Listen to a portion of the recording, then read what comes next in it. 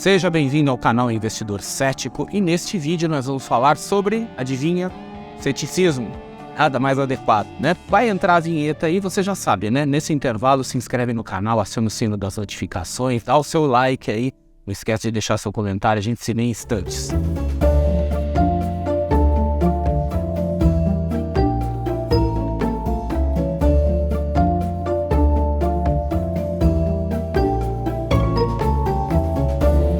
Eu resolvi gravar esse vídeo porque ontem, em relação ao dia que eu tô gravando esse vídeo, eu dei aula, né, em uma das escolas aí que eu dou aula de pós-graduação, de MBA, foi a aula de encerramento da disciplina ali de mercado de capitais, renda variável, e eu passei para o pessoal do curso uma atividade em que eu pedi para eles analisarem uma estratégia de investimentos, uma estratégia à escolha dos alunos, cada um escolhe a que quer, pode ser de base técnica, fundamentalista, sei lá, e fazer um teste para validar aquela estratégia baseado em dados do passado de um ativo ou de uma carteira de investimento, novamente à escolha dos alunos.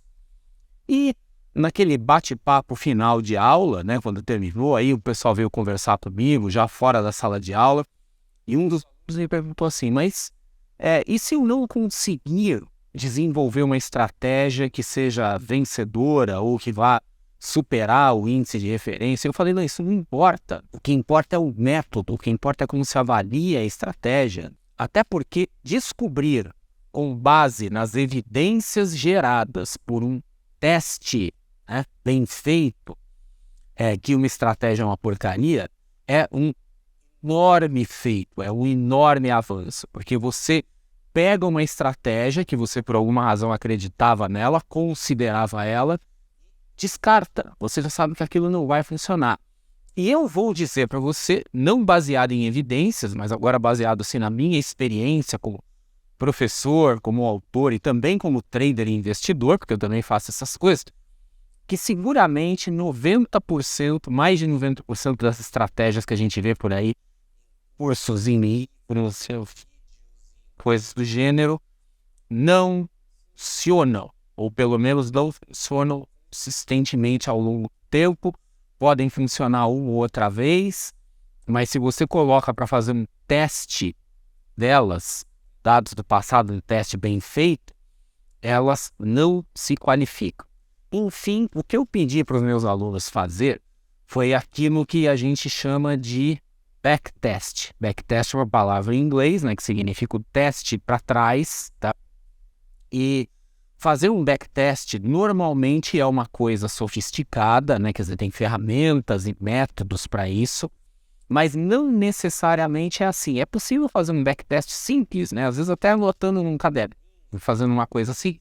E o que eu pedi para os meus alunos, né, assumindo que eles são estudantes, não são pessoas assim do mercado financeiro, ou que pelo menos não estão ali na linha de frente do mercado financeiro, eu pedi para eles um backtest rudimentar. Eu dei algumas instruções, passei algumas métricas, algumas avaliações e falei, olha, avaliem aí a estratégia, vamos ver o que vai vir daí, né?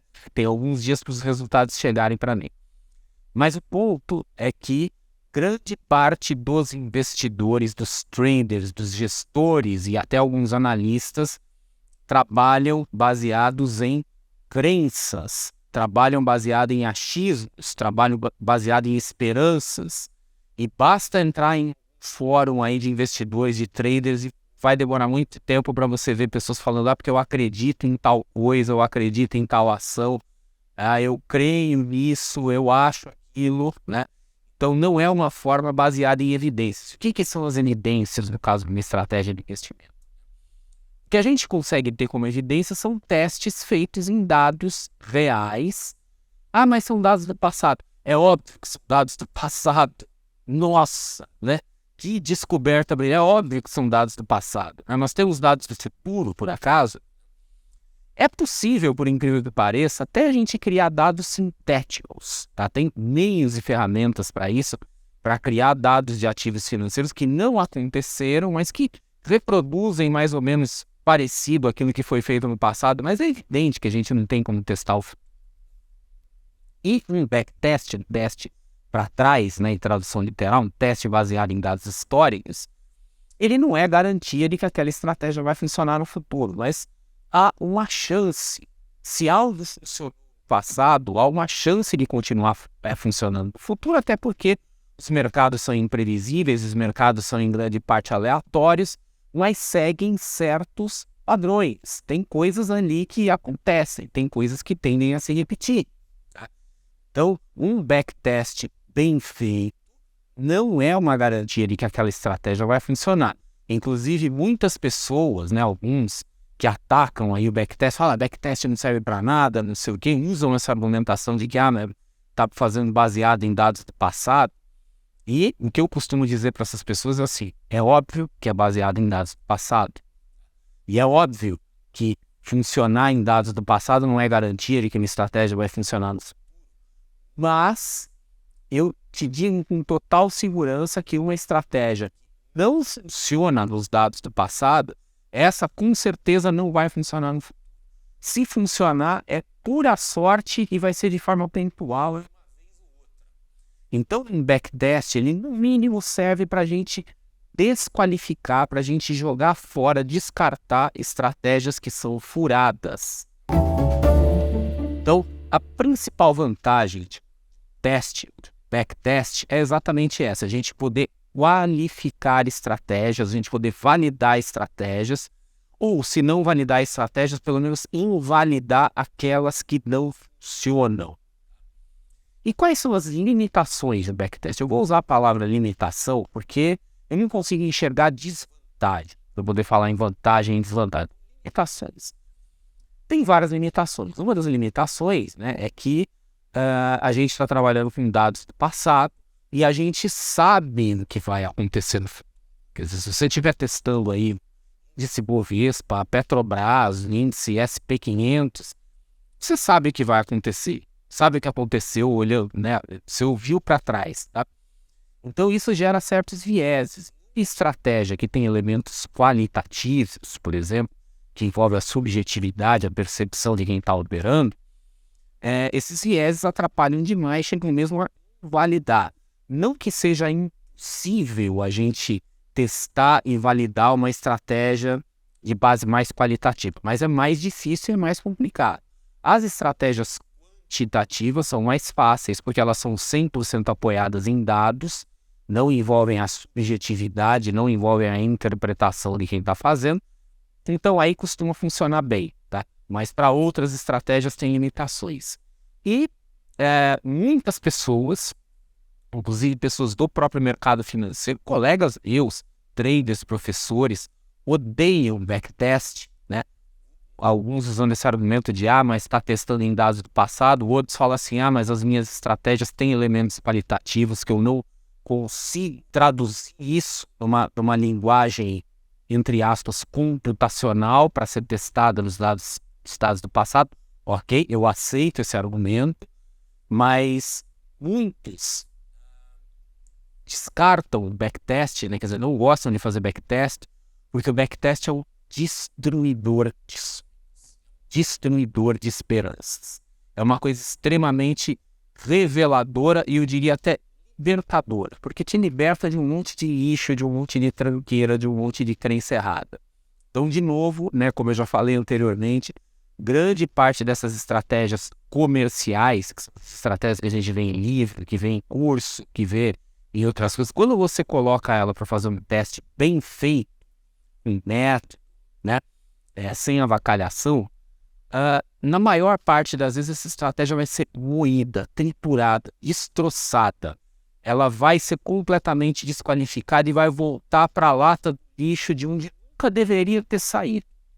E o oposto disso também é verdadeiro. Quer dizer, algumas estratégias que são assim, totalmente contraintuitivas, que a gente vê a descrição dela e fala, digita, isso aqui vai funcionar, às vezes a gente coloca lá e descobre que funciona. E isso por quê? Porque a nossa intuição nos trai. Às vezes a gente vê um gráfico com aquelas tendências bem desenhadas, né? E tem a tendência de achar assim, olha, a estratégia de tendência iria funcionar aqui. Aí você coloca um gráfico completo, né? Com outros períodos aí que não são de tendência, você vê que aquilo é uma máquina de perder dinheiro. Algumas estratégias fundamentalistas também, que parecem super claras, super objetivas, né? Às vezes quando você coloca para fazer o teste, você vê que ela não funciona daquele jeito. Então o teste é muito revelador, porque ele não trabalha baseado em intuição. A nossa intuição nos trai, a nossa crença nos trai, a nossa esperança nos trai. Os dados não costumam nos trair.